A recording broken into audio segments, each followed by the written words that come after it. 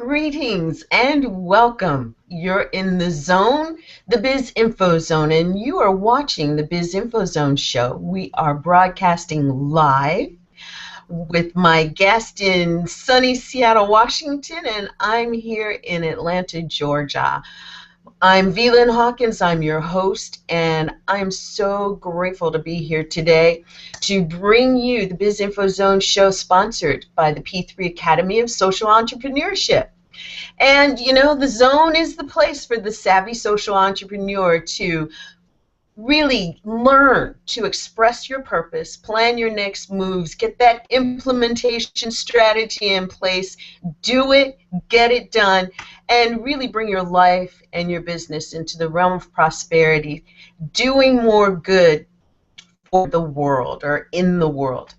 And, you know, when I think about how the Biz Info Zone show got started, I have to tell you that I think about this guy. He was part of my inspiration in moving in this direction and really helping me to identify that the space of social entrepreneurship is really where I wanted to play.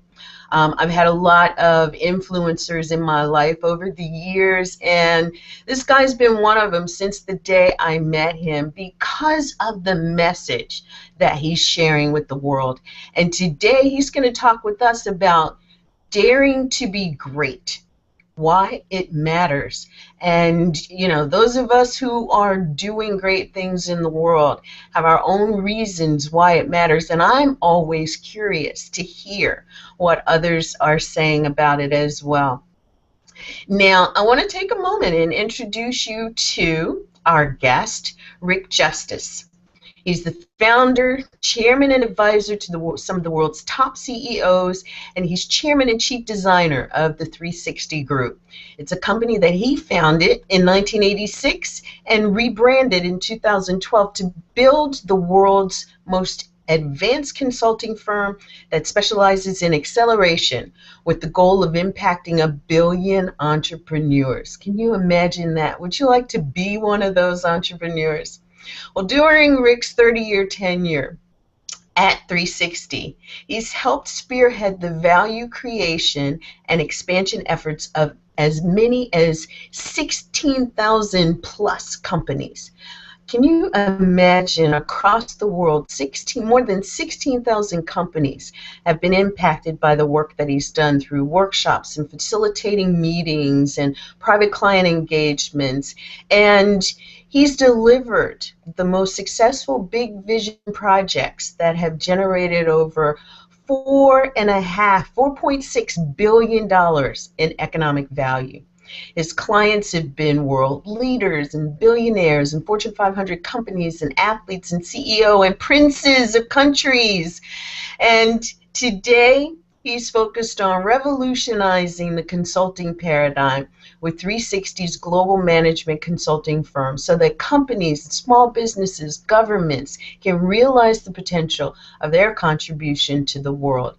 In addition, 360 is committed to becoming one of the top 20 global brands as a branded investment group, and he is launching a new program.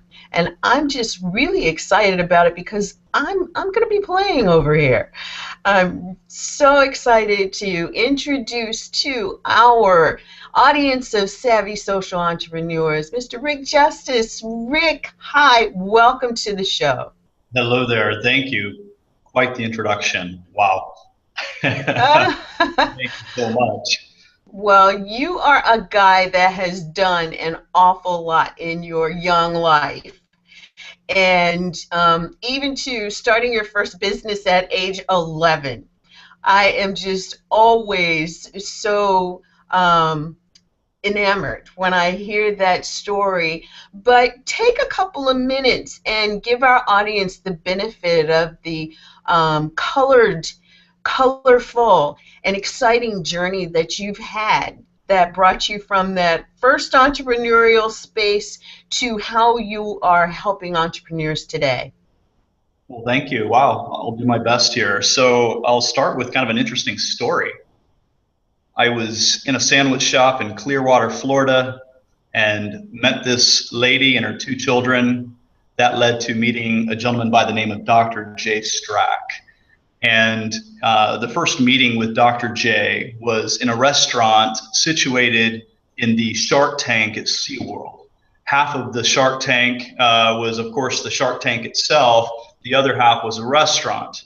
Dr. J was the gentleman that gave this idea to SeaWorld. And I remember very clearly this conversation some 6, 7 years ago. I said, Dr. J, on your website, you talk about a quantified 20-year quantum leap. Is this for real? I've interviewed so many, 10,000 plus leaders. I've never heard a soundbite like that. He said, yes, it's very real. I said, so of course my question is how? He said, it's easy. I said, of course. So how? Right? Like a kid on the edge of his seat. What's he going to say next? You know, and he says, epic experiences. And it was like one of those pieces, like it's like looking into a kaleidoscope where it only takes the one piece to fall for all the other pieces to fall into place. And all of a sudden, my entire journey, so much of my journey, the stories within that journey made a lot more sense. Wow, the stories, the epic experiences of our lives are shaping us to truly become more of who we already are. So that being said, so 11 years old is when I knew. I was raised in Virginia. I like to specify Northern Virginia. I used to run cross country over there, play capture the flag, battlefields of Yorktown. Went to school in Williamsburg, known as Colonial Williamsburg, all of that. My father was a Navy guy and a medical corpsman, and he and mom wanted to move to Japan, so they did. Back in 1986, with 6 kids, me being the second oldest. Later on, they adopted more and had another, so I'm one of 11 children today. Give my mom and dad a bad time still. Really? He stops at 11, right? But anyhow, so here I am. I'm 11 years old, having this dream in Virginia. At 12 years of age, mom and dad decide to do the dream with 6 kids. I can still hear their friends saying they used other words, but ridiculous for doing such a thing. And so I caught very early on that a dream matters, and that to do the dream matters as well, and that there's really nothing that can keep us or hold us back from that. So now imagine I'm 12 years of age. I've always had the baby face, so I probably look like I was 7. And we arrive in this country called Japan. I expected everyone to be wearing kimonos. You know, I watched The Karate Kid. That was about the extent of my understanding of Japanese culture. And to my surprise, everyone was wearing jeans. And mom and dad started one of only 4 adoption agencies in Japan. That in and of itself is a very entrepreneurial pursuit. So I could say that my mom and dad were entrepreneurial by the fact that they moved to Japan, a foreign country, and were willing to take on such an endeavor. There's lots of good story here, but I'll move on.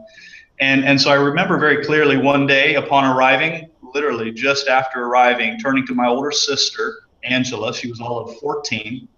I said, do you see what I see? And she says, no. She likes to roll her eyes at me, even still, these many years later. What now? I was the little hustler that sold more Krispy Kreme donuts than any Boy Scout in America.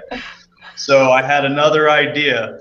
And so I go, listen, I just found out that these Japanese people are required, they have to learn English for 6 years. What do we know? So for me, it was just a fun thing to realize that, you know, the one skill set I had at the time was speaking English, and that was a something I could monetize. So that sounds good. So within 2 weeks of arriving, without speaking Japanese yet, we were able to get 50 English students. Within 6 months, had a couple hundred. At 13 years of age, so much wiser now, I turned to my same older sister, Angela, and said, got another idea. I tell people today, I said, if I knew the word pivot back then, I would have used that, though today it's somewhat overused. And she rolls her eyes at me yet again. What now? I'm like, no, no, no, no, no. This has worked out good, hasn't it? We've made thousands a month as kids. I go, this one's really good. Here we go. Wait for it. I'm always selling, right? And so she's like, okay, what now? I go, no, no, no, this is good, really. I go, now we teach executive English. What's that? It's the same thing. I go, we just do it in the big businesses because they have more money, you know. And so this was the beginning of the journey, the entrepreneurial side of things. And my favorite formula, if you will, is Einstein being asked, what does it take to become a scientist?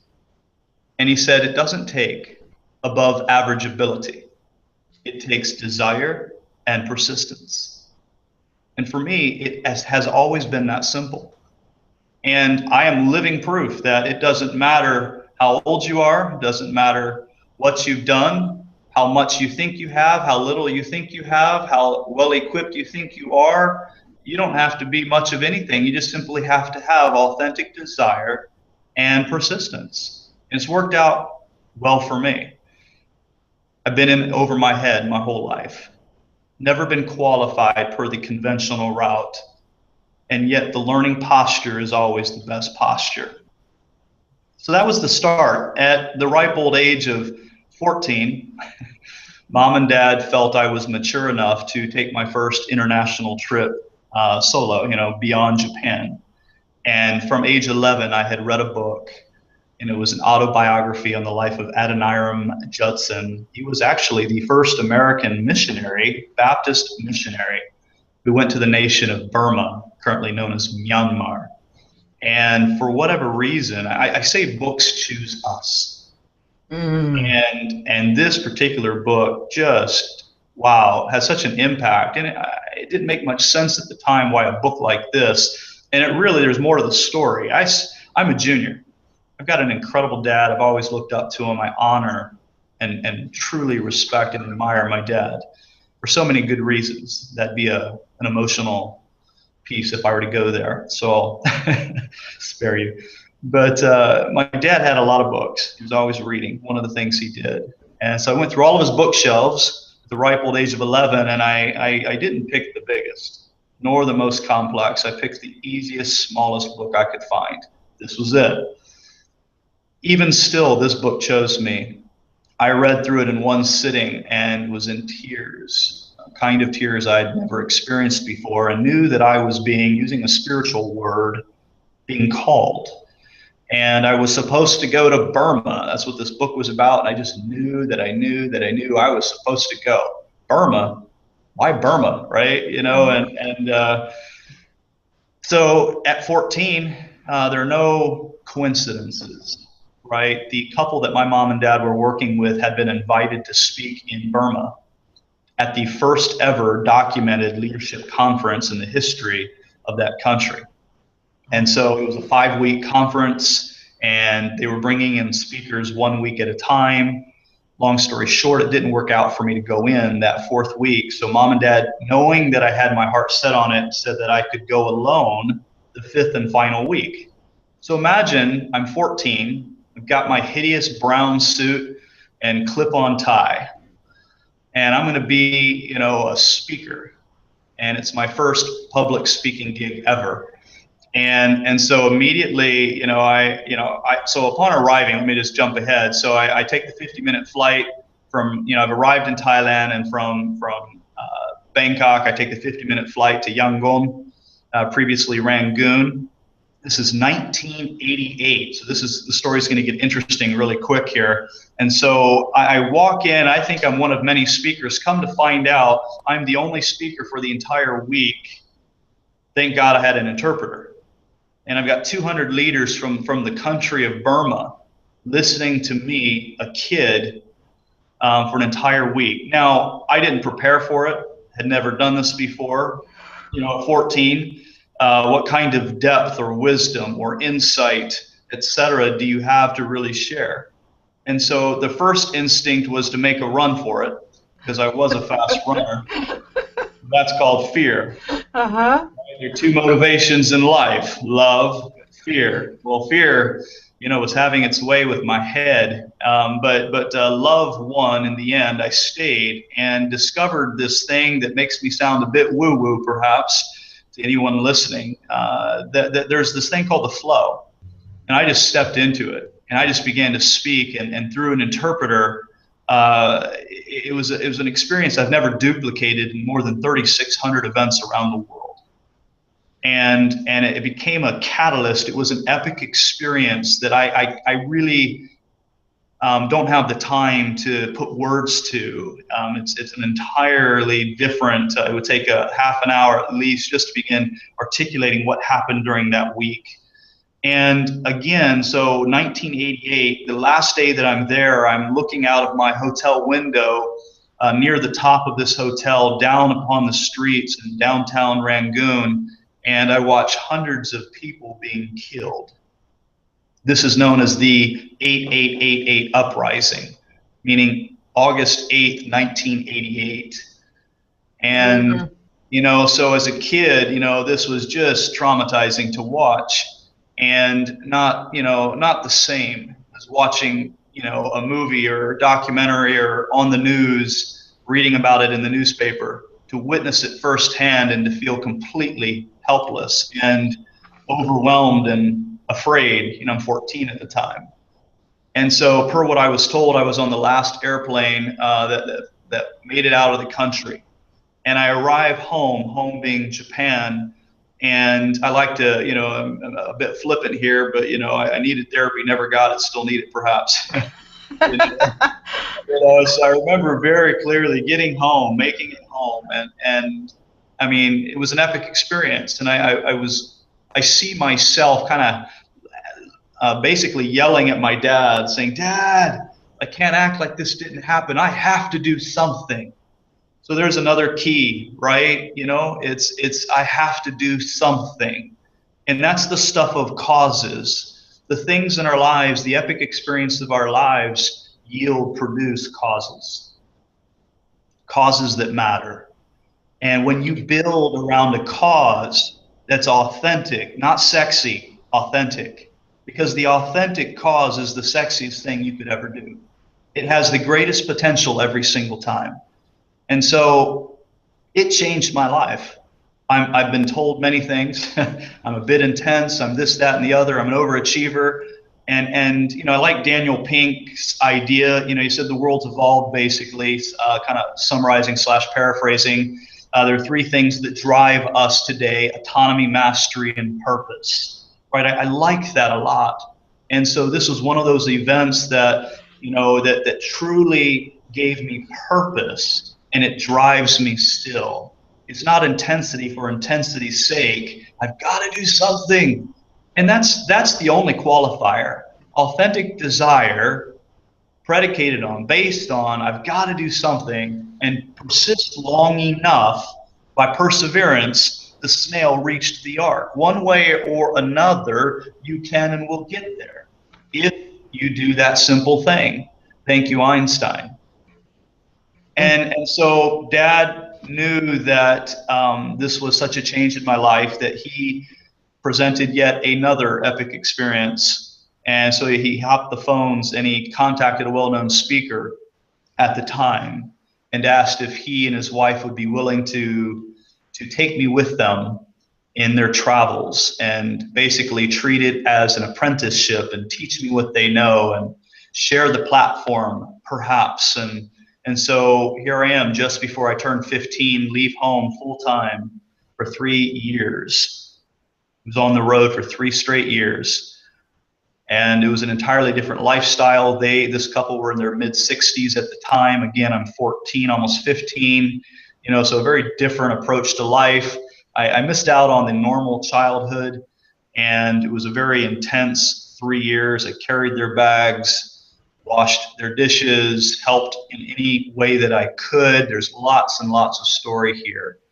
And they were willing to share, just their dream with me, their platform, their sphere, their connections, all the things that I needed And so there's another piece, is that there's someone, there's a couple, there's a group of people that will come alongside you to help you become what you're meant to become more, as I said earlier, of who you already are. It matters. And so I believe in compressing time.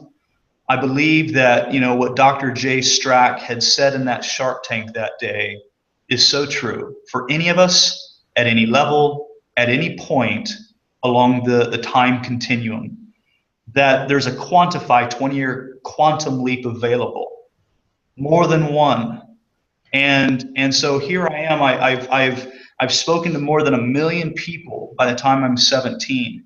I remember being told that I was to go to Mexico City when I was 17, and I assumed, don't do that, that it was a small group, so I was ill prepared. And my favorite, definitely one of my top 3 favorite definitions of success, is when preparation and opportunity meet. So there's another key piece.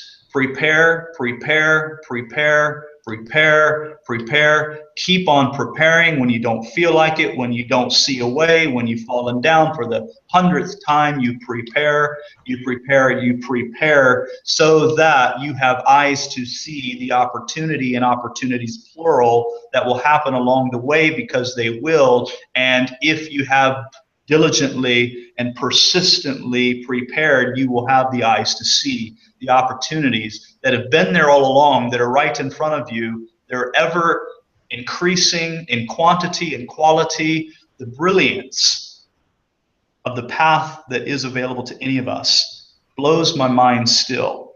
And so, you know, so many amazing pieces here. Oh my gosh, Rick, that was an amazing story. And while I had heard bits and pieces before, I'm just blown away by the fact that, you know, we look at our past sometimes and we stand in a space of not understanding how important our journey has been, all of the peaks, all of the valleys, all of the going through the tunnels, through the mountains. And, you know, it is exactly what you said about being in the present moment, knowing that whatever you have come through has brought you to this space, that you continue the preparation so that you can see. You know, there's this whole thing around the seeing, and you cannot see what you have not opened yourself up to be able to see, to allow yourself to see. And that's where the opportunities are. You Right. are so on point. I've been a firm believer in success occurs when preparation meets opportunity. And I've been teaching this formula that I came up with called your EOI equation, where exposure, and it is in that exposure that you're preparing, because every time you expose what it is that you're doing, who it is that you're attempting to attract to you, who it is that you're standing in to be, that opportunity shows up. And yes, you're so right. You have to be able to see that opportunity and discern. Because Right. opportunities come in various ways. It does not mean that every opportunity is the one that you say yes to. So you have to have that discernment too. Get And this. So get this. So I'm 17, and I had been preparing for that 3-year period, traveling with this couple. Lots of adventures, lots of fun times, but it was very challenging at the same time. It was an entirely new kind of lifestyle, living with this couple and traveling with this couple all over the world. And so when this opportunity came at age 17, it was my first breakaway where I began to travel alone. So I spent 2 years on the road alone at that point. So imagine, because I had prepared, I arrive in Mexico City thinking it'd be a small group. Luckily, I had prepared, and there were 15,000 people. Now, once again, it was a situation where I wasn't one of many speakers, nor a speaker for Americans love the 40-minute keynote, right? The 20-minute, ideally. An hour is more than they can bear most of the time. I know I'm speaking generally here. And these people wanted me to speak for 3 straight weeks, 8 to 12 hours a day. Imagine being so prepared and so filled with your subject that you can speak extemporaneously about it and from that place. I believe each of us has a life message that we can speak to 101 different ways, maybe 1,001 different ways. They're facets of that message. And so there's a preparation that's required that is twofold. There is always you, the person, and you that makes you the better messenger and deliverer of the value you're meant to give to the planet, give to your community, your state, your nation, many nations, whatever that looks like for you, whatever world, changing the world, right? Whatever world means to you, you're meant to change it by simply being you. The brand you matters. A brand is not about brand graphics and logos. It is about you and I discovering deeply, authentically, profoundly who we really are and showing up that way in the world more of the time. Beautifully said. You're so right. And in knowing our own value and worth and message, and just being willing to step into the light of meeting a need, we Right. actually are creating more value. Right. So, Rick, do me a favor and talk about this whole value creation causing expansion and success, and how that can be effortless. Beautiful. Love it. So value. You have to, so if you were to draw 2 arrows going one particular direction, on one of those arrows, just simply write the letter H and a plus sign. And then the arrow below it, going the same direction, write the letter B and put a plus sign. I believe business is the ultimate game, and business is the ultimate game, the coolest game on the planet, because it is the superior vehicle to simply be who we are in the world. It's just an amazing way to give more of ourself, more of our gift away to the world. And so value is first and foremost understanding that we have to understand our own value. That's the H. We have to enhance the human, and meaning we upgrade our beliefs around who we really are. And then the next is we get to enhance the business, which is all about value, and I'll get to that in a second. Right? So we cannot, these are parallel to each other. We cannot just talk about value in the context of growing a business. We must speak about it in the context of enhancing or growing the human.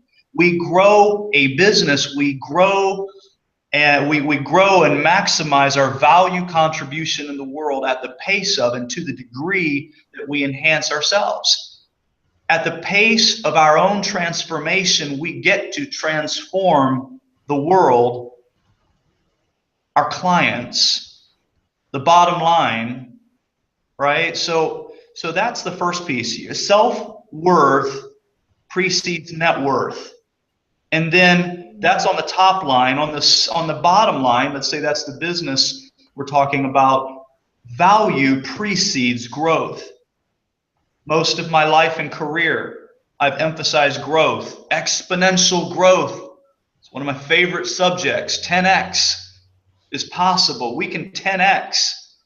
That's not hype, right? So, and in order to do that, right, we have to truly understand that value comes first. So value effortlessly is where you truly understand that you have enough value in and of yourself. You as a person are valuable, truly valuable, valuable enough, more than enough. The second piece is you have the capacity, whether you believe it or not, right? And you have the capacity to create something, a product or service. I like to say there are 12 forms of value, but ultimately a product or service, something that has extraordinary value to the people that you're meant to serve, the people you're meant to help, the people you're meant to. Why create value if you're not going to deliver value? So value becomes amazing. When business becomes a game of value, it becomes the most exciting and meaningful game of all. And so it's simply going deep, going, well, how do I want to make a difference in the world? What's a grand challenge, a grand problem that needs a solution? It's business 101. Find a need and fill it. It's that simple, and there's something that only you can do. There's something that only you can do in the way that you will do it. There is something that only you should do. Branding, again, is knowing who you are, and who you are is why you win or why you lose. And branding, when you truly know who you really are, you can tell I get a little excited. Passionate. It changes everything. Yeah. It's not about ego anymore. And you show up in the world and in every single conversation differently. Oh, value is simply discovering who you are and creating from that place. And I meet people that, well, I don't know what to create. Stop. Listen. It's there. What annoys you? What bugs you? What frustrates you? What begs for an answer? What do you keep saying someone should pay attention to and solve or fix? Because if you've said it one too many times, most likely you are the one meant to do something about it. I remember saying 96% of businesses are failing. 75% of venture capital backed companies are failing. That's not okay. Somebody. Finally, I realized, wait a minute, it's supposed to be me. And none of us are an end-all cure-all to anything. And yet greatness is what's available to us. And greatness, again, is not some narcissistic ego trip.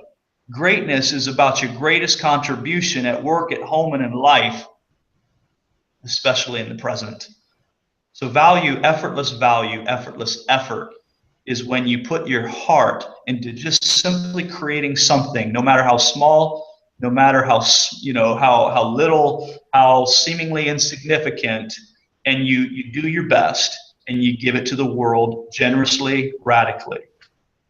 And love is fair exchange. And so there's a way to collect a penny, a dime, a dollar, $100, $1,000, $1 million, $1 billion. I could give you 100 stories now as to why it is value and the money is truly there if you believe it is. Does that help? Beautiful. Beautiful. Absolutely. And I love what you said, effortless value and effortless effort. You know, people have in their minds that everything that takes effort is this push, this, I've gotta, it's the hard work of things. And when you categorize it as effortless effort, it actually lends a whole new meaning to the thought around effort. And certainly around the work that we do. People always say, find what you love. If it's something that you love, it doesn't feel like work. And, the human experience is there are times when it will feel like work. However, when you know who you are and why you're bringing to the world what you're bringing, it takes that effort, the strain around that effort down level that meets love. I've got this thing about, your heart, the heart of business.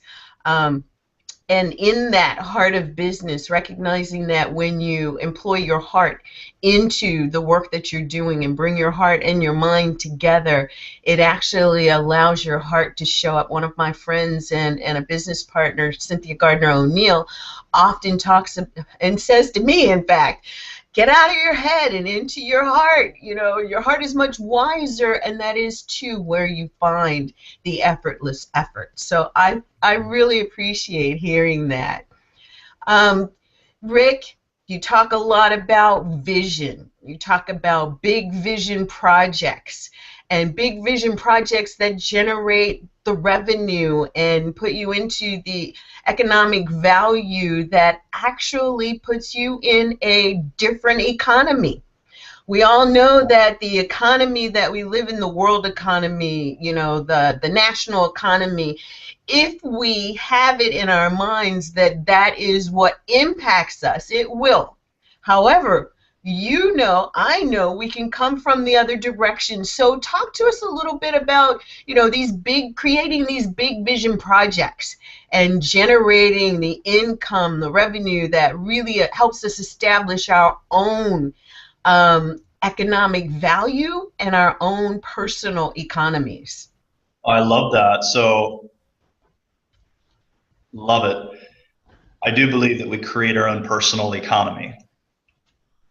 I believe that value enables us to create our own personal economy, and it impacts the economies of others, individually, companies, organizations, at the level of cities, at the level of states, at the level of countries, because I've seen it happen over and over again. The big vision projects that we participated in, there's so many examples I could give where, I've never been, I like to say I've never been qualified to do the things I've done.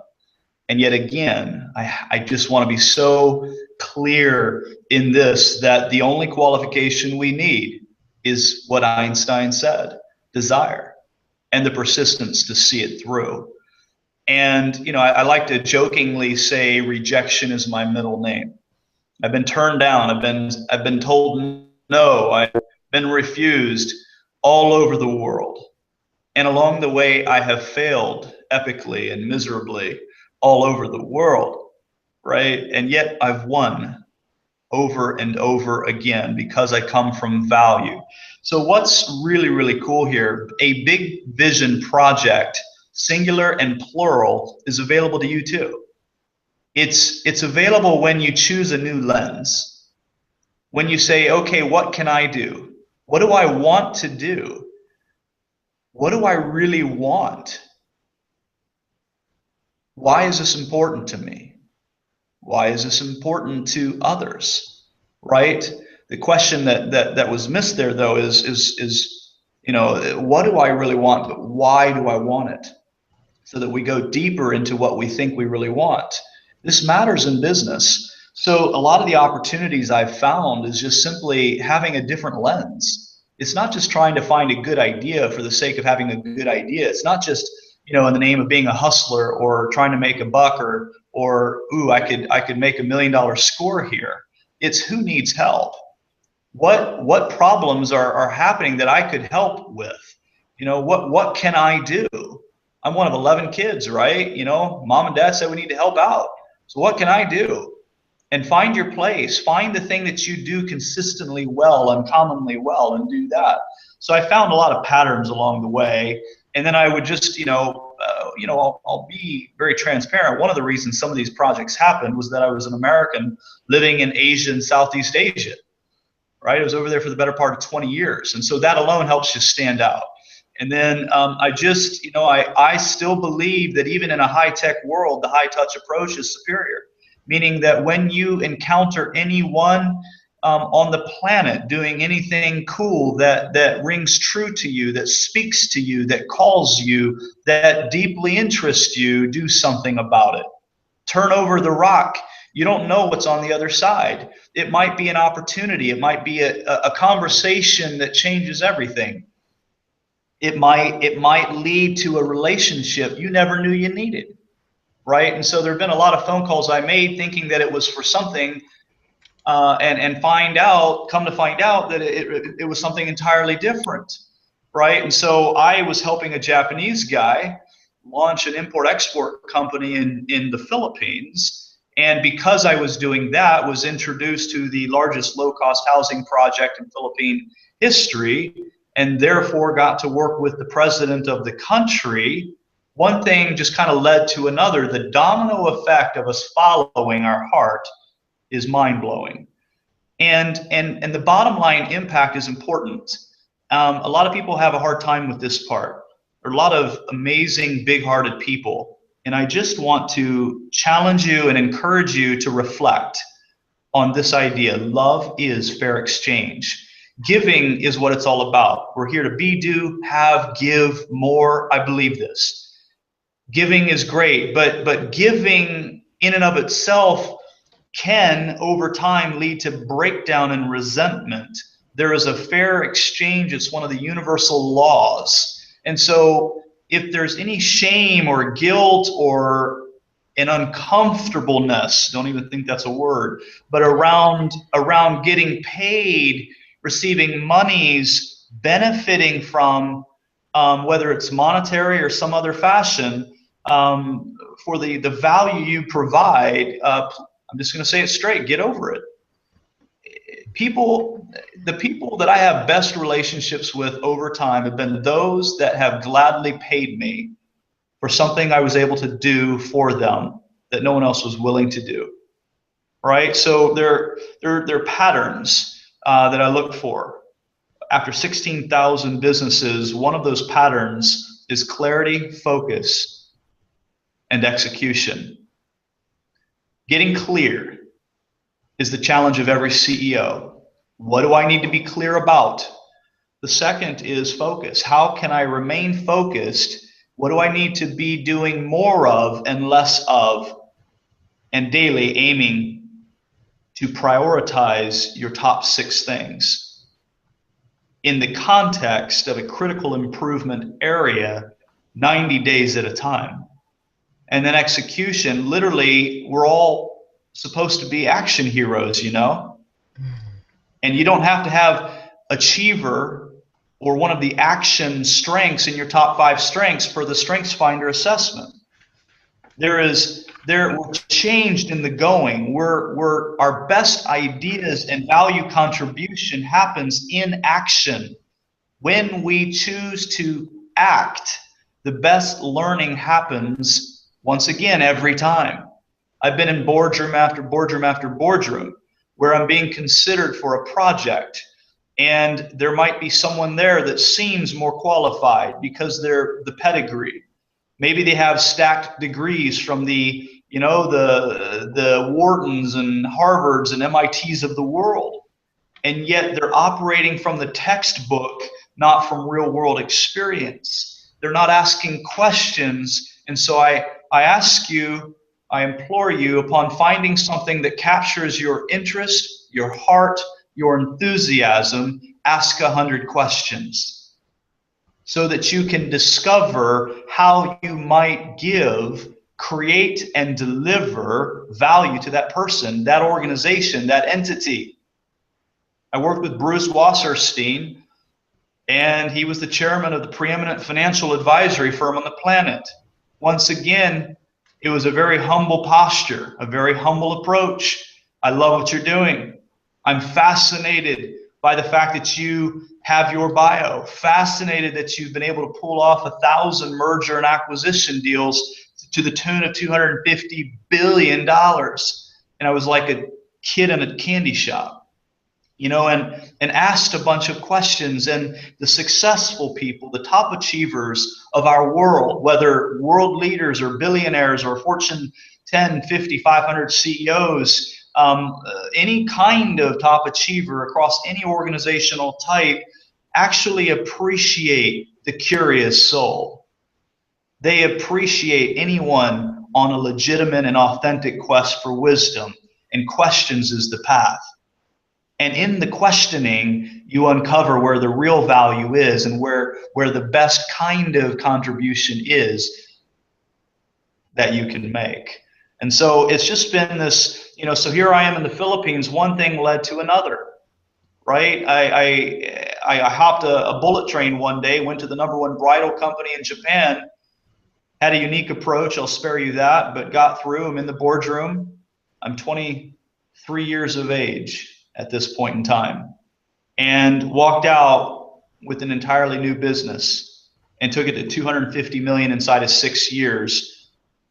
You never know that nothing is wasted. Every piece serves along the way.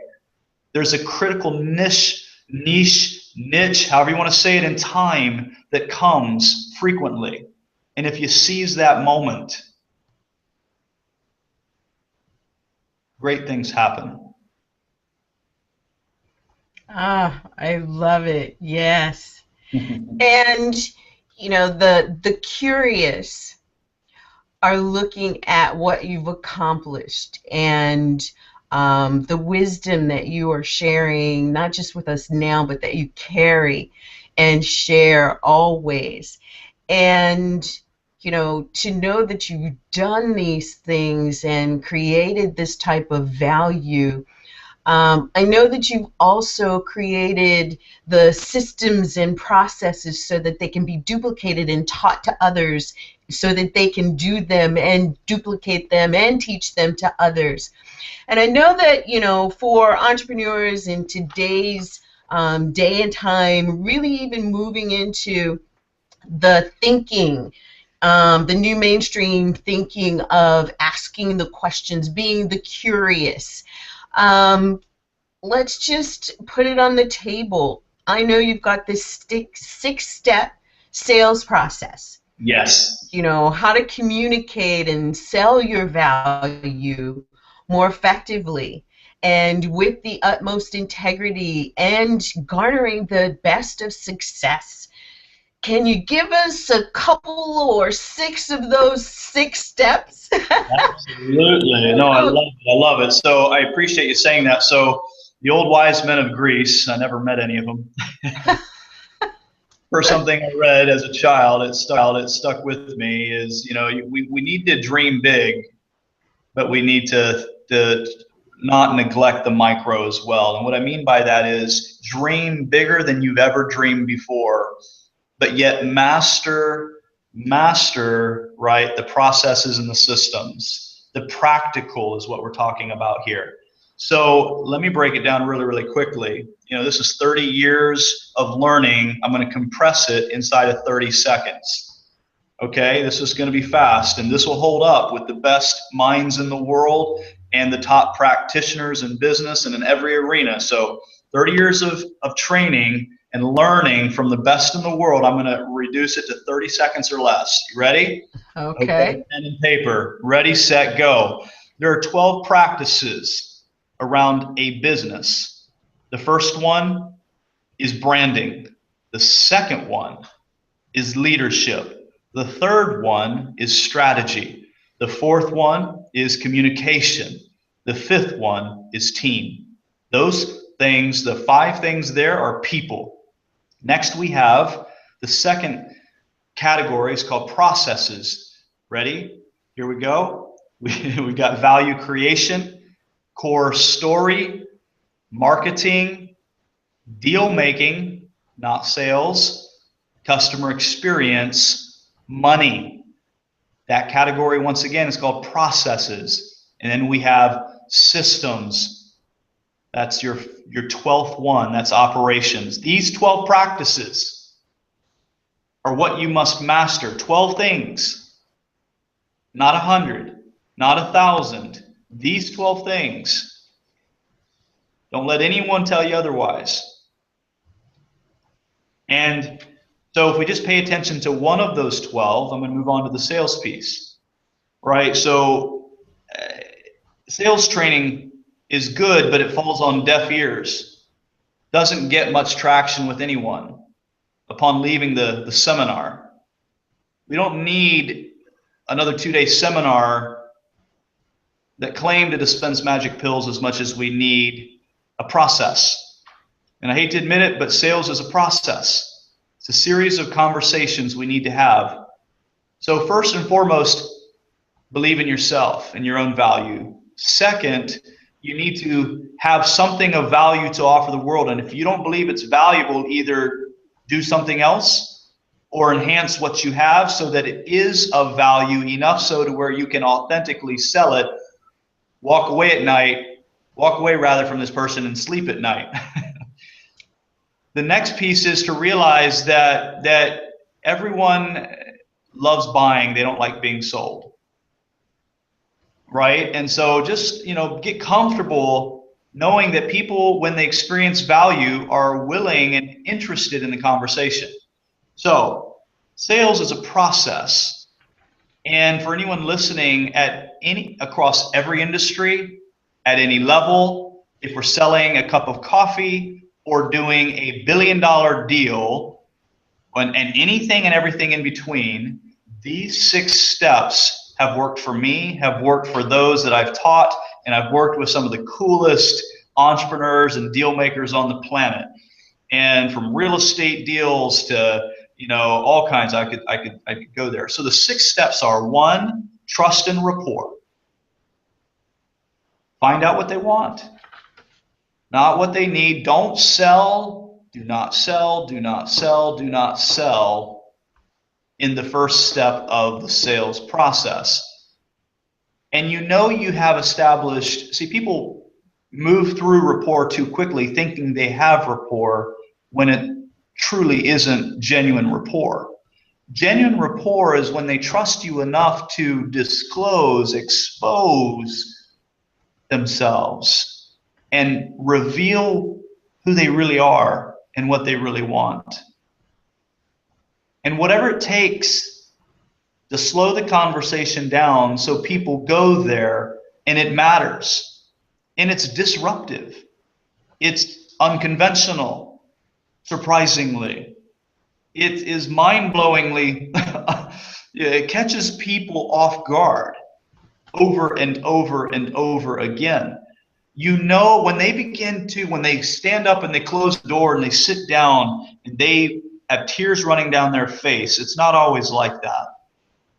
And they begin to tell you what they want from their core. That's rapport. And this works in corporate America. This works in the technology sector. This works for hoity-toity, high-end, polished, professional people. This works in business. It works all over the world. The second step is needs. Take the 12 practices I gave you: branding, leadership, strategy, communication, team. You can tell I've said this a few times. Value creation, core story, marketing, deal making, customer experience, money, systems. And use those 12 as a lattice work of mental models that organize and direct your line of questioning so that you can get to what these people really need. What they want is most important. What they want is most important because the 2 numbers in strategy that matter is 10+ years. It's the stuff of vision and mission and values and all of that good stuff. But the other number that matters is 90 days at a time. And every company at every level has between 1 and 4 focuses. Priority, highest leverage activities that need to be accomplished. Call them critical improvement areas. And so in the context of 90 days at a time, we need to ask what they need and really drill down deep and find out what their greatest frustrations are. And these 12 practices is an organized approach, and may I say superior approach to questioning them, asking really good questions, even stupid ones. Never be ashamed or embarrassed to ask stupid questions. You don't have to pretend to be and or know what you aren't and don't. All right, I've never been qualified. I have no shame in saying, I don't know what that means, or what do you mean by that, or what is that? That's interesting. Tell me more about that. I have no shame, and it's worked, again, really well for me. Take the pressure off yourself, right? You don't have to know much of anything. Just be curious enough to genuinely learn from them, but yet use this as, again, an organized way to ask really good questions. And ask enough. We don't usually ask enough questions, and so we think we know what their greatest challenges are when we really don't. This would be another way of saying a 360-degree assessment. The third step is very different from the conventional route. I was on the phone with Chet Holmes. He referred to me as his secret weapon. Brilliant guy. He's doubled sales in more organizations at the Fortune 500 level than about anyone on the planet. And, you know, I remember being skeptical. Yep, I've been there, done that. I've been skeptical, believe it or not. And I was having one of those moments, and Chet said, hold on. You know, I'm like, okay. So he gets on the phone, and a moment later, he says, Rick, still there? Yeah, I'm still here. Charlie, you there? Yes, I'm here. Charlie Munger, meet Rick Justice. Rick Justice, meet Charlie Munger. And I said, Charlie, I'm sorry. I don't know anything about you. And I said, but today's my lucky day. I remember reading once that inside of 60 seconds, you know if a deal's good or bad because you operate from what you call a lattice work of mental models. I said, I believe this is why Warren Buffett partnered with you. Berkshire Hathaway, how am I doing? And you know, so he seemed a wee bit impressed by that. And this was the moment where, you know, I was able to just kind of confirm that this idea that Chet was sharing with me was revolutionary. I gave him a lot of my best stuff, and one thing I got from him was core story. And you know, Charlie Munger signed off on it, meaning, you know, it's worked out really well for us, so you might want to pay attention. So I bought into the concept and then began applying and practicing this. And so I have included this in the sales process, and it's changed the game for me and every client that has adopted and accepted this and applied this in their own business and life. And so the core story, see, people don't buy a product or service, they buy the story. They buy your story, the life you've lived, and they buy the core story. And the core story is saying, listen, I'm not attached to the outcome here. And in fact, I'm not here to sell yet. That's not what this conversation is about. This is a conversation about value. And I want you, whether you do business with me and or us or not, to be sure that since what we've uncovered, and you don't say in step 2, but in all the questioning, in all the questions I've asked, it's become very clear that you are in the market for this, and the time is now. And so I want to make sure that you are educated, if you will. I mean, no offense by that. And so what you do in this step is you set the buying criteria in your favor, because you are legitimately and authentically after understanding value more than others in the context we're talking about. For me, in business, when I talk about the 12 practices, we've pioneered that process, and it came out of what does the entrepreneur really need to succeed, and asked it a million times, and a million times later began to realize that this more holistic approach was what was missing in the world and marketplace, and various people out there speaking at 1 or 2 or 3 or 4, even as many as 5 or 6, even maybe 7 of the 12, but no one was genuinely having the real and best conversation so that entrepreneurs could succeed in the real world. And if they don't succeed in the real world, what point is there in doing it? I mean, we could argue that one, but anyway, so setting the buying criteria, I'm saying whether you do business with me or 360 or not, please, please, please ensure that if you want to accelerate the growth of your business, you have these 12 things in place, and in a very specific way. Branding. What do you stand for? Here are the 6 critical questions. Leadership, you only need to master and embody 2 jobs: guardian of the mood, architect of the future. And we walk them around the 12 in a very unique way, so that at the end of that, when they walk away, they receive more value than they expected in that conversation. And it might just be the best conversation they've had all week, if not all year. And whether they do business with us or not, I gave value. I've made a contribution in the world. The first half of the sales process is all about contribution. It is all about caring enough about what they want and what they need, and taking the time to better educate them, because you have been after mastery with purpose, to understand the problem better than your best and ideal and dream client.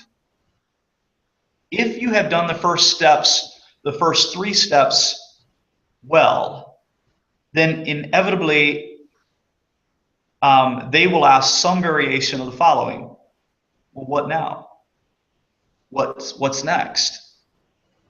Now, of course, depending on the size of the transaction, these 6 steps can go by really fast inside of 5 minutes at a salad restaurant, 30 minutes selling in a licensing deal, or it could be a combined total of 5 to 8 hours if you're selling in a $360,000+ solution. Right, so the length of time to achieve what you need to achieve changes based on what we're selling, right? So the 4th step, never go to the 4th step until you have all decision makers present.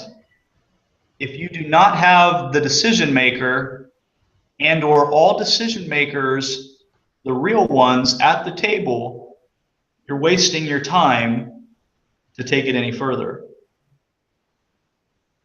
If all decision makers are already there and or you've gotten them to the table, only then, so if all decision makers weren't there, rinse and repeat.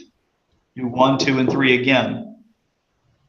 But what's beautiful is that it will accelerate trust and rapport faster because you'll have had this epic experience already with the first person who needs to be at that same meeting. Mm-hmm. Now, all of them collectively will say, what next? Don't rush it. Between steps 3 and 4, learn to hold the space. And step 4 is where you create desire. Ideally, must have desire. And this is where you begin to talk about what you do. You can touch on it early on in the conversation, saying, "Yeah, we grow businesses, we fix widgets, whatever it is you do." You can touch on it, and we're really good at that. There's no shame in being good at something, but don't sell it until you get to step 4. Step 4, create must-have desire, and it's saying basically, remember what we were talking about. And this is step 3. You don't say step 3 to them, but remember what we're talking about, and you're referring to the core story. In my context, in the context of what we do at 360, remember the 12 practices? That's what we do. We've made it our ambition to be the best in the world at that one thing. Branding, by the way, is becoming the best at one thing. So what's that one thing? And 10,000 hours is the starting line, not mastery. Yes, I said it out loud. And so step 4, you're creating desire around the buying criteria you've already set in step 3. Step 5 is, when you've handled that, do you have any questions, any concerns, any challenges? I would love to handle that. I would love a conversation around that. And before you go there, though, you have to do the segues. Does this sound good to you? Is this of interest to you? And everything you do in step 4, you're leveraging what they really want in step 1, what you've discovered they really need in step 2, and you're also leveraging what you already know that they've just now learned in step 3. And so then you're leveraging all of that again in step 5, and then step 6, I'm going to jump ahead here, is when you've handled every question. Now, let me be very clear here. Everyone wants to know right out of the gates, what do you charge? How much? Don't do it. Don't answer. Don't succumb. Here's how you handle that piece. See, strong men and women have caved in this most critical moment because they didn't know what to say. And feeling threatened by this scary question, how much do you charge? And then they say it out loud, I charge. And if you say it at step 1 or 2 or 3 or 4, you probably haven't created they don't understand your value or the value in and of what you do well enough just yet to understand that money piece is basically irrelevant. The goal is for the money piece to be irrelevant because they want to experience the value of what it is you offer. And so when they bring the money piece up, whenever they do, right out of the gate, some people will sit down inside of the first 30 seconds. They're skeptical. And what is it that you do? And like, how much do you charge? Whoa, whoa, whoa, that's not what this is about. I'm not interested in that conversation. And here's something you need to learn to say, even if you can't pay your mortgage this month. I don't need your business. I mean no disrespect by that, but I just want to get to know you a little bit because the relationship actually matters to me. And if there's no relationship, it's not going to be any fun. It won't be meaningful. You won't experience my best. I won't experience your best. When they ask about the money, here's how you handle that. Ready? It's, oh, you want to know what we charge? I don't know yet. I don't know if this is a good fit yet. I don't know yet. That's how you handle it. I don't know yet. How hard is that? I don't know yet. I can charge you whatever I want to. It depends on whether this is a good relationship. Depends on if this is a fit. Depends on what we determine you need, want, and desire now. I can charge you $1. I can charge you 10 million. It all depends. So it's not. And then the second thing I always say, and really enjoy saying, is, oh, you want to talk about money? So you want to run at, like David did at Goliath. If any of you ever attended a sermon, right? You run at, and don't run away, don't shrink back, don't cave in, don't get scared. Simply say, oh, you want to talk about money? And say this, say something to the effect of, I love talking about money. In fact, I have a really good and strong relationship with money. And say that 1,000,000 times until you believe it yourself. Hopefully it won't take that many times. And so it catches them off guard. Oh, we'll talk about money. And you're not going, so here's another piece where I implore you, I beg you, I ask you, please, please, please, please, please, please, please, please, do not talk about money until you get to the 6th step. So when you've handled every question and you tell them, listen, I want to handle every single question or concern that you have except one thing, and that's the money piece. We're going to reserve that till the very end. And so the fact that you're willing to go there and say it out loud, you're not avoiding it, you're handling one of their biggest concerns. Oh, we're going to talk about money, don't worry about that. But my goal is to make that completely irrelevant because you actually understand the value. And so when you get to step 6, the only conversation left is money. Now, money is an interesting piece. If you have issues with money, it's going to show up in this step. I've seen brilliant people, meaning they're brilliant, steps 1 through 5, and they just seem to drop the ball and never reach their potential. We don't talk about potential, human potential at 360. We do it. We want to realize it. Come on, are we going to just talk about it? Or are we going to do it? Come on. Right, ambition, the mood of ambition is one of our chief values. And right here's where it shows up, though. This is what separates the women from the girls, the men from the boys. It's what you do in this moment. So look yourself in the eyes, look at yourself in the mirror, however you say that. And it might be awkward at first. And just say, I have a really good relationship with money. You know what? Learn to build a relationship with money so it's not a scary thing. I don't care if you have I care, but I don't care if you have 2 quarters or $2 or $20 or in your pocket, leveraging that song. Whatever your financial situation is now, most of us operate based on the way we were programmed and raised as a kid, from a financial set point. Change it. Change it. You're worthy of making $100,000. You're worthy of making $500,000. You're worthy of making $1 million. You're worthy of doing $10 million deals. You're worthy. Okay, it's a 0.006% chance of becoming, a $1 billion plus company, but even that is within the realm of genuine possibility in today's world. And inside of the next 60 years, according to research, there'll be 11 trillionaires. So come on. So the money's there. You create your own economy. This is all real. So You have to have a good relationship with money, because they will smell it, they will feel it, they will sense it, and then you're going to, so you have to do that. The second piece is you need to, it's an intimate conversation. So you must make he or she or they or the group, whoever is in that room in that moment, you need to make them feel safe. Now, at the bigger corporate level, it may not be so much about safe. It might be finding it in their budget, right? So there's a creative side. But when we're talking to businesses that are, say, below the 10 million mark, you've got to make them feel safe. You've got to make sure they trust you. Back to step one in sales. Is there anything I've said that causes you to distrust? Because I'd like to handle that.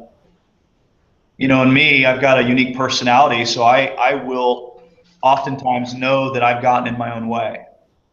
My own personality, my enthusiasm can be misinterpreted.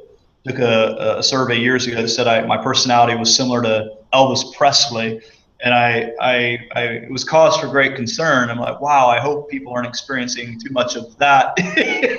And at the same time, it's the piece that some like and the piece that some dislike, right? So Yeah. you have to, in step 6, you have to humble yourself and find a way to cultivate trust and have them open up to their deepest fears and make them feel it's going to be okay and that you genuinely care. Because a solution is important. Being best in the world at something is important. Creating and delivering value is a prerequisite. And yet to epically and genuinely care for this person, that's where you need to go. Wow. And learn to hold the space. And I like to ask this question. I've been with couples, let's say, small little startups, solopreneur situations, companies that have, never seen north of $50,000 or $100,000 or $250,000 or $1 million. And I'll literally, sometimes it might be the wife and or the husband that's trying to take this business journey together, and I'll have them face each other and tell each other why they believe they can. And I said, I need to see that. Do you believe that your husband can? Do you believe that your wife can? Why do you believe that? There might be tears. This is a bit, because you have to go there, because your first million is the hardest, because there's more transformation that needs to happen. There are a lot of limiting and self-limiting beliefs that get in the way. Ultimately, they're obstacle illusions, but they're there nonetheless, and we have to overcome those things. And again, I've seen incredible breakthroughs happen, people breaking free quickly. No, this is not church. It's just simply accepting a higher, better, superior view of yourself. And then how much do you think this costs?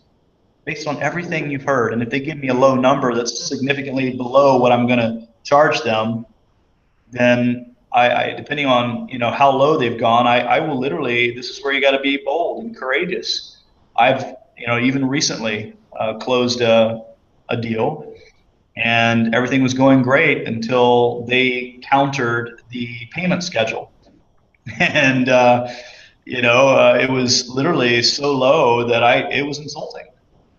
And so I said it that way. I said, I'm going to say it. This is genuinely insulting. I said, we have been together long enough. We've spent enough time together. You know the story. There's 30 years here. We've driven billions collectively, all of this, that, and the other. I go, so we have nothing to prove. And we have the right intentions and the right heart. You need help. You want this, all of that. And this is what you're offering. And so then we were able to 3x the payment then and there, and then secure a 3-year relationship, and they signed the dotted line. Right? So you have to fight for your value, but more importantly, it's easy to get mad or irritated or frustrated, succumb to the lower amounts. But in that moment, if you just simply say, I want to return to helping you understand the value of what you want, the value of what you need, and the value of what we do, right? And so you're going to re-educate them until they understand value. Under the $1 million mark, what I have experienced and what we've experienced time and time again is that people don't genuinely understand value. You might have the sexiest bio on the planet. You might have moved mountains, and yet they don't really get it, and or they think you're full of BS, or it's all about hype. And so they haven't encountered. Be the person that they can trust. Be the person that changes their paradigm. Be the person that changes their belief system. There you go. Oh my gosh. Rick, this has been amazing. The whole value conversation and the epic story and the epic caring. And, that I think is maybe the key to communicating that value is really standing in the space of epic caring and having that customer to really feel epic caring about them coming from you. This has been amazing. Thank you so much. I know that you and I have talked extensively on what it is that is next, Right. for this audience of savvy social entrepreneurs in the world.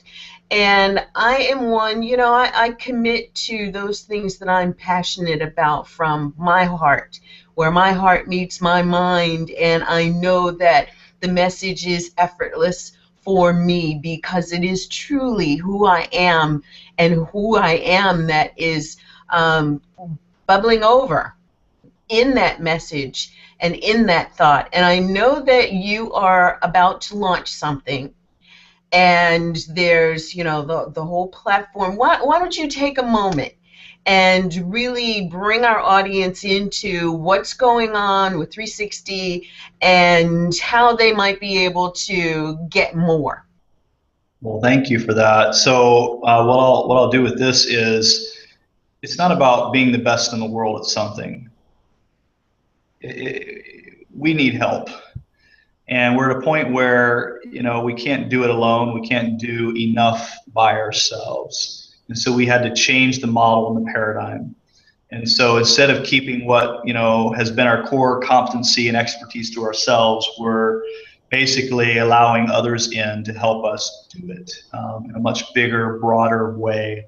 And so over the next year, we're going to be certifying 1,000 360 facilitators to be able to coach one-on-one and in groups and literally facilitate not only these individuals and groups, but be able to deliver workshops and conferences around the 12 practices to have more, become more. And so we're all about developing leaders and then developing leaders that will literally commit to, solving grand challenges in the world and making just greater contributions, considering the possibilities that are genuinely available to them to 10x their ambition, their current ambition. If you're at 1 million, take it to 10. If you're at 10, take it to 100. If you're at 100, take it to 1 billion. Who you will become along the way, and the level of contribution that you will have to to make in order to achieve that will change the world. I believe, and our mission is to build a better world, one business at a time.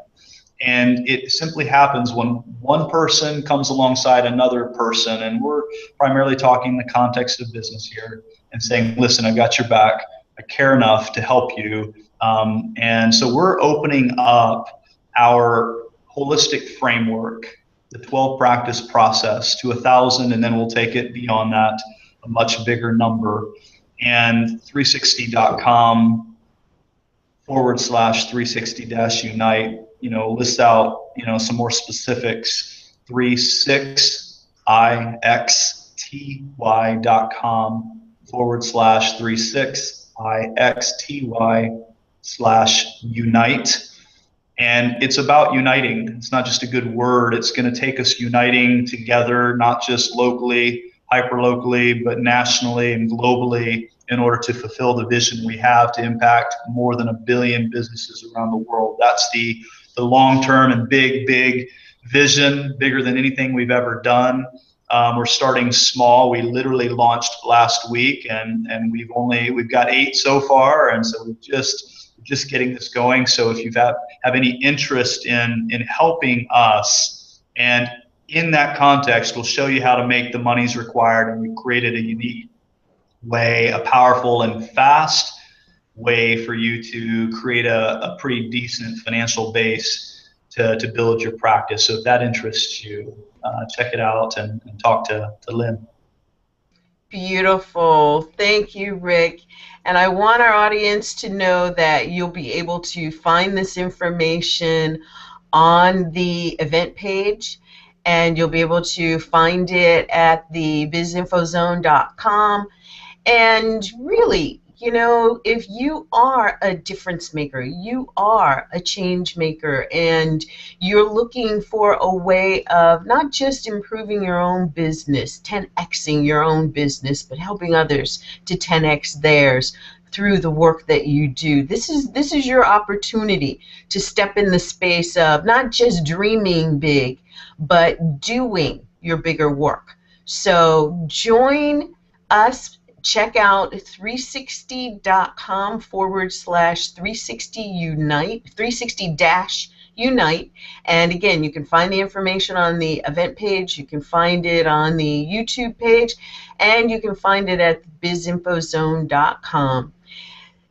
Wow, this has truly been an action-packed, epic stories, epic vision, an epic opportunity. Rick, thank you so much for joining me today in the zone and speaking with our audience of BizInfo Zone listeners who are in the space of learning to better express their purpose, plan their next moves, implement to the highest degree, which this 12 steps is all about, and taking their lives and their businesses into the realm of prosperity.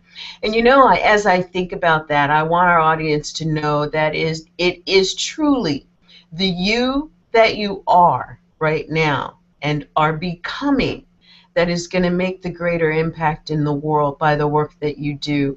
And when it hit me that not only was the work that I was doing something that was not receiving the results that I had intended, and also the effort that I was expending felt like effort, it wasn't until I truly decided that the space of social entrepreneurship was where I wanted to play, and I wanted to play with those who are of like mind, who want to build and create and become the difference makers to a higher degree than we've seen so far in our lives. And it's not that we haven't done anything, but whatever it is that you've done can be enhanced. And that's what we're bringing to 360 Unite. So check it out. Join us. And don't forget, join us again next week right here in the zone when we have Elaine Starling, who is going to be talking about doing business backwards. Elaine is the founder and president of Starling Media Productions, and wrote the book Why 5% Succeed. And you know, when I think about why 5% succeed, one of the reasons is they don't have this 12-step philosophy that they're working under.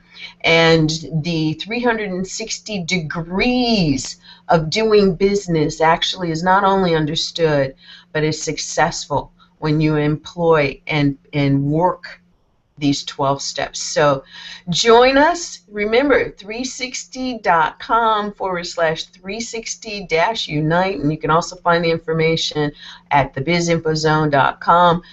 I'm Lynn Hawkins, your founder and host of the BizInfo Zone show. We've been here today with guest Rick Justice, the founder and creator and chief designer at 360.com. Thanks for joining us today, Rick. It's been truly a pleasure. It's been an honor. Thank you. Dare to be great. Sweet. You'll hear me say that a lot. Sweet. Because that's what it is. Oh my God. Yes, it is. So thanks again, everyone. Remember, open hearts, open hearts. Step up to do more of your best work by being here in the zone, the Biz Info Zone. We'll see you again next week. Thanks. Bye for now.